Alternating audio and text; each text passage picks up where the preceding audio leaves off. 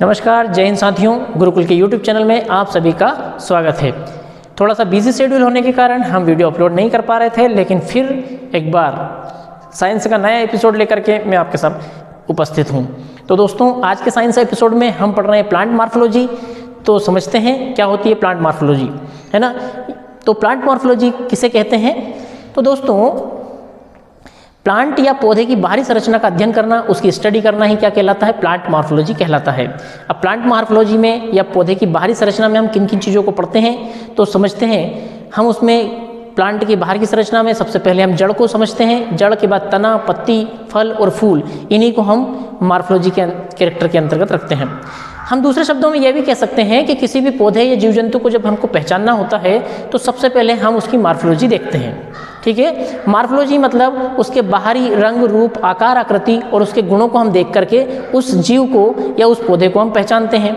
ठीक है, जैसे ही हम किसी पौधे को देखते हैं या जीव को देखते हैं तो तुरंत पहचान लेते हैं कि ये नीम का पौधा है, बबूल का पौधा है, गुलाब का पौधा है या फिर पपीता का पौधा है। तो हम उसको पहचानने के लिए किन चीज़ों को देखते हैं? या तो हम उसके तने को देखते हैं, जड़ को देखते हैं, या उसके पत्तों को देखते हैं, उसके फलों को देखते हैं, उसके पुष्पों को देखते हैं। यही सब देख करके तो हम उस पौधे को पहचानते हैं और इन्हीं लक्षणों को हम कहते हैं मॉर्फोलॉजिकल कैरेक्टर या फिर आकारिकीय लक्षण। ठीक है, इसी प्रकार से किसी जीव को भी यदि पहचानना हो, किसी पशु को भी पहचानना हो तो उसका आकार, आकृति, रंग, रूप देखते हैं और हम तुरंत पहचान लेते हैं ये जो पशु है कुत्ता है, बिल्ली है या फिर भैंस है। ठीक है, उसके रंग, रूप, आकार, आकृति और बाहरी गुणों से हम उसको समझते हैं।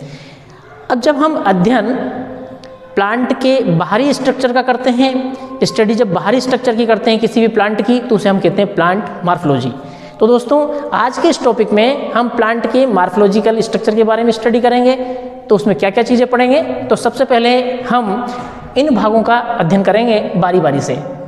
जड़ है, तना, पत्ती, फल या फूल को हम उसमें पढ़ेंगे। ठीक है, तो सबसे पहले आज के टॉपिक में हम शुरू करते हैं जड़ या रूट से। तो रूट किसे कहते हैं? सामान्य भाषा में यदि हम समझें तो किसी भी पौधे का जो अंडरग्राउंड पार्ट होता है या भूमिगत हिस्सा होता है उसे हम जड़ या रूट कहते हैं। ठीक है, लेकिन साइंस की लैंग्वेज में किस प्रकार से समझ सकते हैं? तो साइंस क्या कहता है? तो जड़ का जो निर्माण है वो मुख्य रूप से रेडिकल या मूलांकुर से होता है, उसी को हम जड़ मानते हैं। अब यहाँ पर मूलांकुर या रेडिकल क्या होता है? जब हम किसी सीड को या बीज को जमीन में बोते हैं तो बोने के बाद कुछ समय के बाद वो अंकुरित हो जाता है, जर्मिनेट हो जाता है और अंकुरण के बाद बीज ऊपर की तरफ एक स्ट्रक्चर और नीचे की तरफ एक स्ट्रक्चर का निर्माण करता है और जो स्ट्रक्चर ऊपर की तरफ बनता है उसे हम कहते हैं प्ल्यूम्यूल और जो स्ट्रक्चर नीचे की तरफ बनता है उसे हम कहते हैं रेडिकल। प्ल्यूम्यूल का हिंदी नाम है प्रांकुर और इसका नाम है मूलांकुर। तो विज्ञान के अनुसार मूलांकुर से निर्मित संरचना को ही हम जड़ कहते हैं। ठीक है, जबकि जो प्रांकुर होता है वो विकसित होकर, बड़ा होकर तने का निर्माण करता है। तना या स्टेम प्लांट में जमीन के ऊपर का जो हिस्सा होता है उसे हम तना या स्टेम कहते हैं, जबकि भूमिगत भाग को हम जड़ कहते हैं। तो रूट का फॉर्मेशन मुख्य रूप से रेडिकल से या फिर मूलांकुर से होता है, पहला पॉइंट। अगली बात समझते हैं, जड़ जो होती है वो पॉजिटिव जियोट्रॉपिक होती है एवं हाइड्रोट्रॉपिक होती है।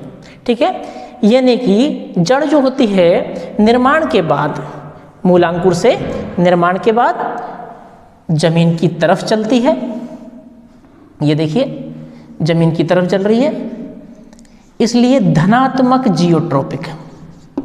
ठीक है, और नीचे की तरफ ही जल होता है, इसलिए पॉजिटिव हाइड्रोट्रॉपिक भी, हाइड्रोट्रॉपिक। ठीक है, ये पॉइंट आपको समझ में आ गया होगा।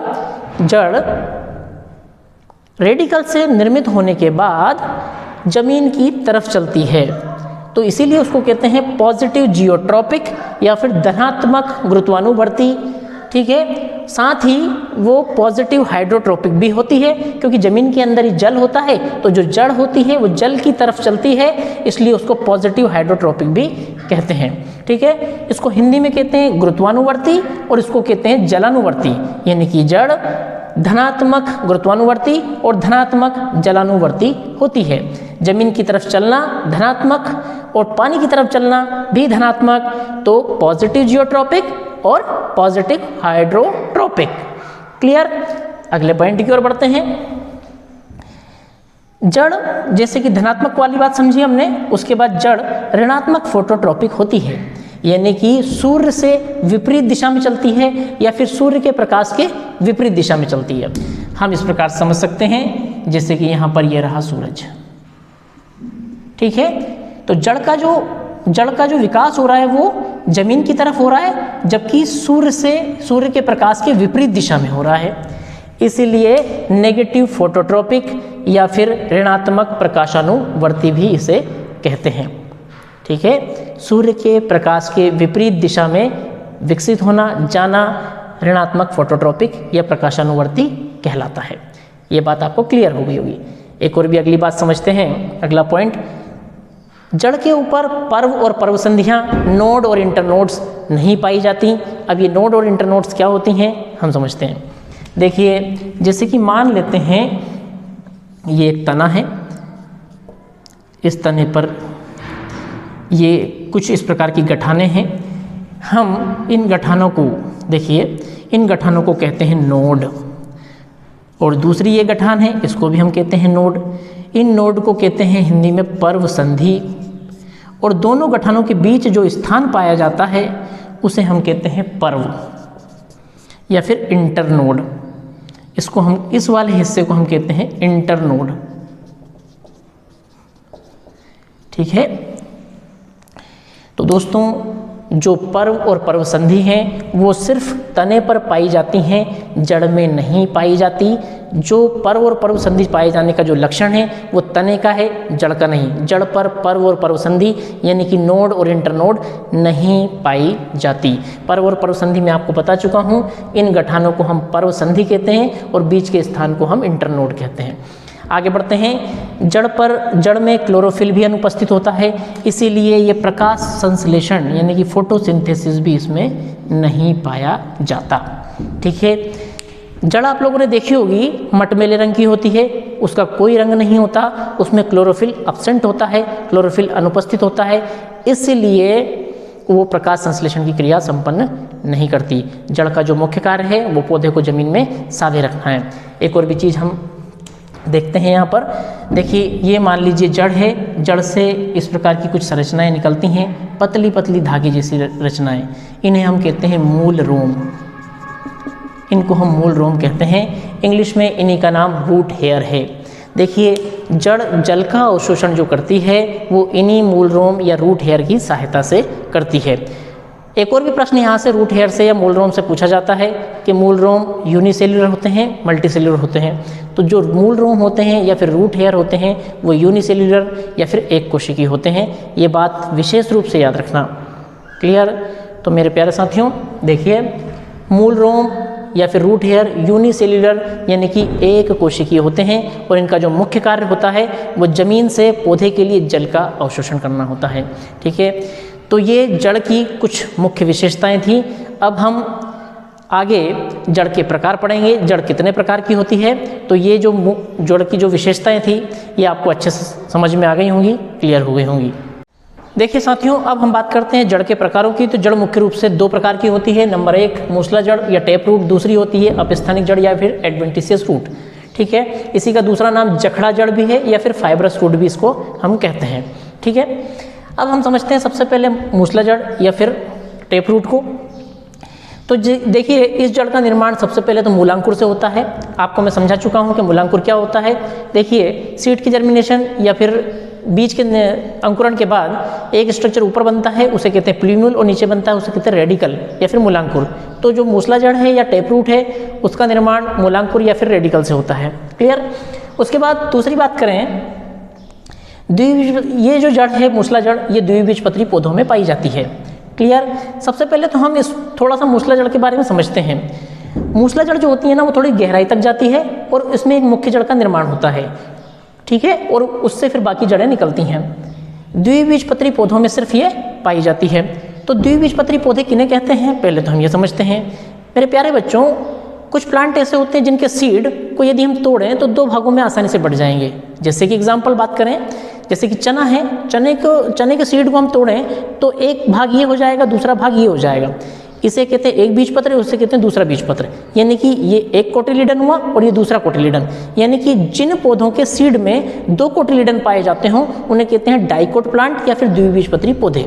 तो मूसला जड़ जो है वो ऐसे ही पौधों में पाई जाती है जो द्विबीजपत्री हों।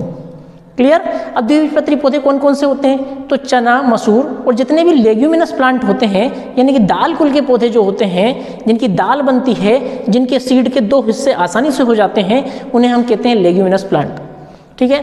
दाल कुल के पौधे, दालें कौन कौन सी होती हैं? जैसे कि चना, मूंग, मसूर, उड़द, तुअर, ये सभी दाल कुल के पौधे कहलाते हैं या फिर लेग्यूमिनस प्लांट कहलाते हैं। तो इनके जो सीड हैं वो आसानी से 2 भागों में बढ़ जाते हैं। तो ये सभी डाइकोट प्लांट हैं और द्विबीजपत्री पौधे हैं। ठीक है। तो इनमें जो रूट पाई जाती है वो होती है आपकी टेप रूट या फिर मूसला जड़। मूसला जड़ थोड़ी गहराई तक जाती है, फैली हुई नहीं रहती। इसकी में एक मुख्य जड़ होती है जो सीधे जमीन में जाती है, फिर उससे बारीक बारीक दूसरी जड़ें निकलती हैं। ठीक। हम बात करें थोड़ा और, यदि मूसला जड़ को समझें तो ये रहा मूसला जड़ का स्ट्रक्चर या मूसला जड़ की संरचना।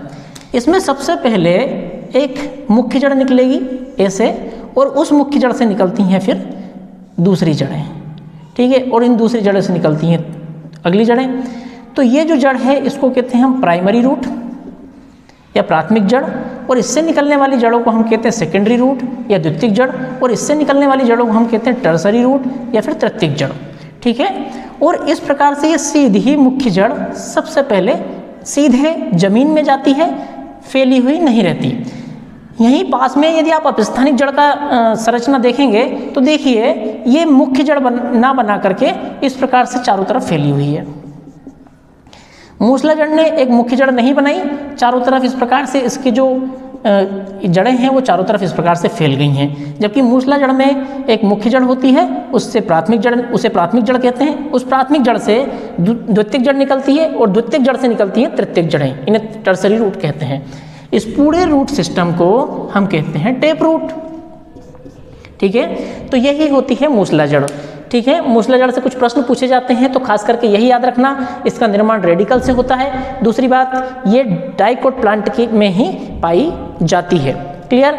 अब हम यहाँ बात करें अपस्थानिक जड़ या फिर एडवेंटिशियस रूट की, तो एडवेंटिशियस रूट का निर्माण या तो प्ल्यूम्यूल से होता है यानी कि प्रांकुर से, या फिर तने के निचले भागों से होता है, या फिर इसकी एक और भी परिभाषा दी जा सकती है, अपस्थानिक जड़ों का निर्माण मूलांकुर को छोड़कर पौधे के किसी भी भाग से हो सकता है। ठीक है। पौधे के किसी भी भाग से, किन किन से? जैसे कि तने से, प्रांकुर से, या फिर पत्ती से। सर पत्ती से? बिल्कुल, पत्ती से भी अपस्थानिक जड़ का निर्माण हो सकता है। ठीक है। लेकिन अपस्थानिक जड़ का निर्माण मूलांकुर से नहीं होता।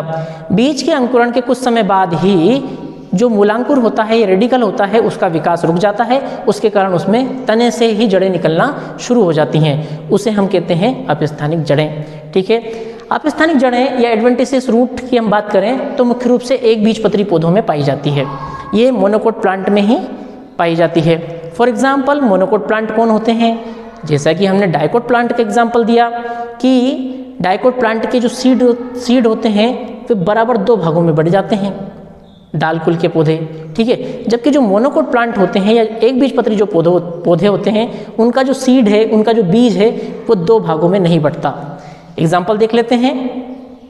जैसे कि मक्का का बीज 2 भागों में नहीं बढ़ता, ज्वार है 2 भागों में नहीं बढ़ता, गेहूँ है, चावल है, ये 2 भागों में नहीं बढ़ते। इन्हें हम कहते हैं मोनोकोट प्लांट या फिर एक बीजपत्री पौधे। तो इनमें जो जड़ें पाई जाती हैं उन्हें हम कहते हैं अपस्थानिक जड़ें। कुछ और भी बातें करते हैं। अपस्थानिक जड़ का एक और प्रकार है जिसका नाम है जखड़ा जड़ या फिर फाइब्रस रूट। ठीक है। अब मैं आपको बताऊं कि कुछ पौधे ऐसे होते हैं जिसके तने के निचले हिस्से से कुछ ऐसे धागे, जो जड़ें निकलती हैं, वो इस प्रकार से धागे जैसी रचना का निर्माण कर लेती हैं, ऐसे। तो इन जड़ों को हम, इन्हीं अपस्थानिक जड़ों को हम वहाँ पर फाइब्रस रूट या फिर जखड़ा जड़ कहने लगते हैं। ये जड़ कहाँ देखने को मिलती है? तो मक्का के पौधे में और गन्ने के पौधे में ये जड़ बहुत ही आसानी से और बहुत ही अच्छे तरीके से देखने को मिलेगी। ठीक है।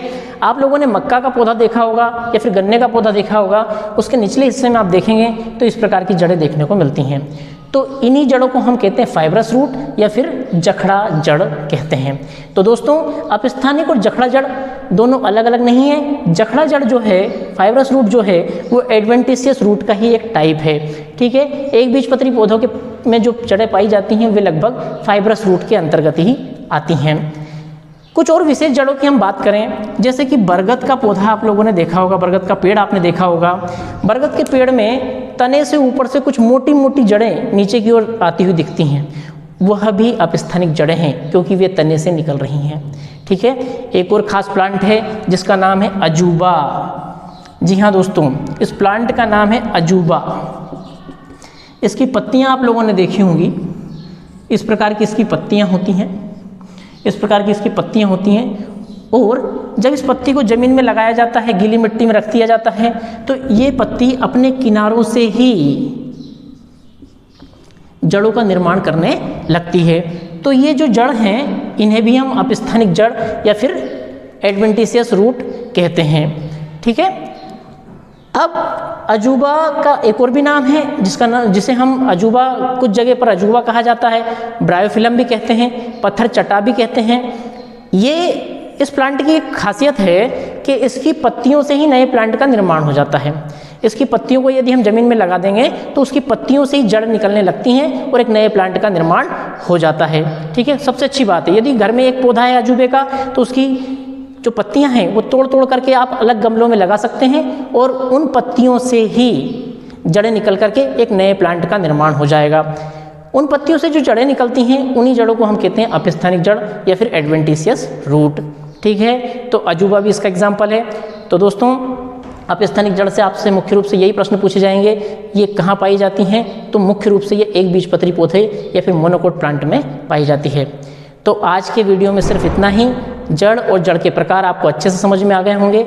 अगले वीडियो में हम पढ़ेंगे जड़ के रूपांतरण। जड़ कुछ विशेष फंक्शन को परफॉर्म करने के लिए अपने आकार आकृति में परिवर्तन कर लेती है, अपनी बॉडी में चेंज कर लेती है अपने स्ट्रक्चर में, तो उसे कहते हैं मॉडिफिकेशन ऑफ रूट। तो अगले जो वीडियो होगा उसमें हम पढ़ेंगे मॉडिफिकेशन ऑफ रूट।